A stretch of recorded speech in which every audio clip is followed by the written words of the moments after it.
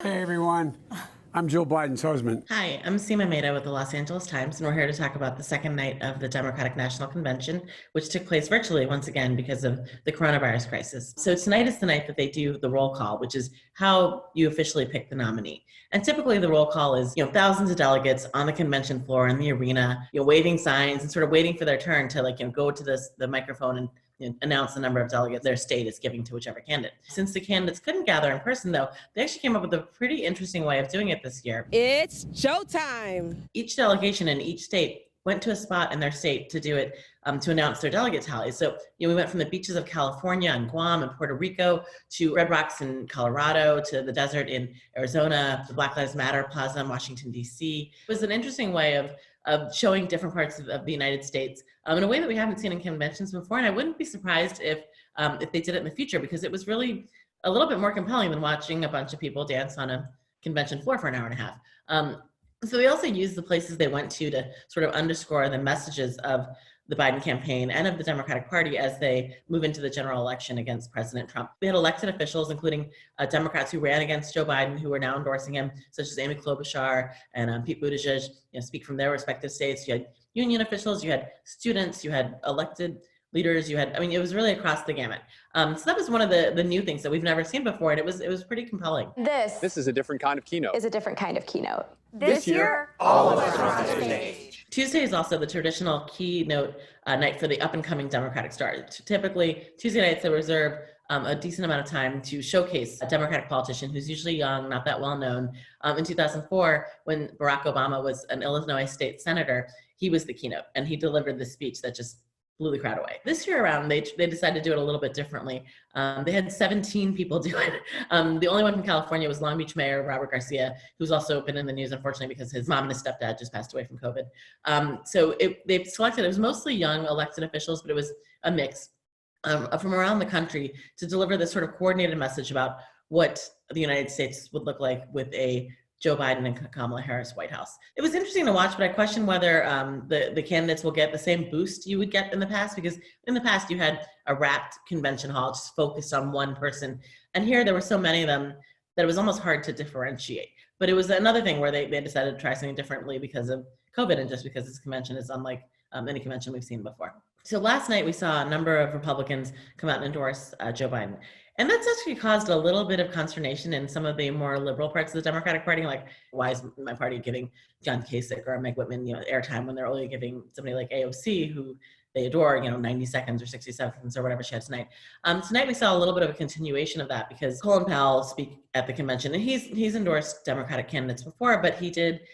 This is the first time he's ever spoken at a Democratic National Convention. With Joe Biden in the White House, you will never doubt that he will stand with our friends and stand up to our adversaries, never the other way around. You also had Cindy McCain, the widow of the late Senator John McCain, speak about John McCain and Joe Biden's friendship, during their many years in the nation's capital. It was more personal than political. It really talked about how long they knew each other. It was like them sort of making jokes together. But it also spoke to a time, like the idea that, that there was a time when there were more, cross-aisle friendships. We've always been willing, when we thought the other guy was right, cross the aisle and lock arms. It's good for the country. Once again, the Democrats trying to increase the number of voters they're reaching out to not limit themselves to the Democrats that they know they're going to get, but to sort of offer permission once again to perhaps some disaffected Republicans or independents who voted for President Trump in 2016 to give Joe Biden a shot this time around. It's unclear. The polling at this moment looks like they are being successful, but we also have a long ways to go, and and who knows what will happen in the next 2.5 months. Now you have to decide whether to renew his contract or hire someone else. Two former Democratic presidents spoke tonight, President Bill Clinton and President Jimmy Carter. But Jimmy Carter in particular, we really haven't seen a lot of recently because he has not been in great health. The two presidents had sort of two different messages. President Clinton was more focused on the idea that he had a lot of sort of disdain for President Trump's handling of the economy, of the coronavirus crisis. He had some pretty sharp language he used about just sort of the dysfunction that he believes is taking place in the Oval Office. At a time like this, the Oval Office should be a command center. Instead, it's a storm center. There's only chaos. And he was really painting Joe Biden as a guy who, he might not be the flashiest guy, but this guy who's going to put his nose down and just get the work done. President Carter spoke, he and his wife Rosalind, they both spoke about their sort of, they've known Joe Biden for decades, as so many of these people have, because he's been in DC forever. But President Carter spoke about character and humility and decency. And that's something that I think is a message that that Democrats look to President Carter to make, because, I mean, I think his tenure, his one term was controversial. You know, there was a recession, there was huge inflation.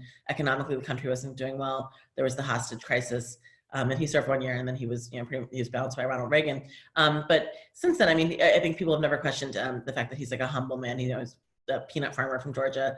He went back into the house that, you know, he built in 1961 in rural Georgia. And since then, he has just, you know, worked on humanitarian causes like Habitat for Humanity and written books and just sort of lived this very modest lifestyle, you know, teaching Sunday school for, you know, decades since until very recently. And so he delivered this message about, you know, the idea that Joe Biden is a decent man who you can trust, that he's a virtuous man, that he's a moral man. And I think that, so I think you're seeing a two-pronged argument from the two presidents. One is like resume and competence, and the other one is character. And the two presidents made that argument tonight. And his faith is unshakable, because it's not in politicians or political parties or even in himself. It's in the providence of God. His faith is in you.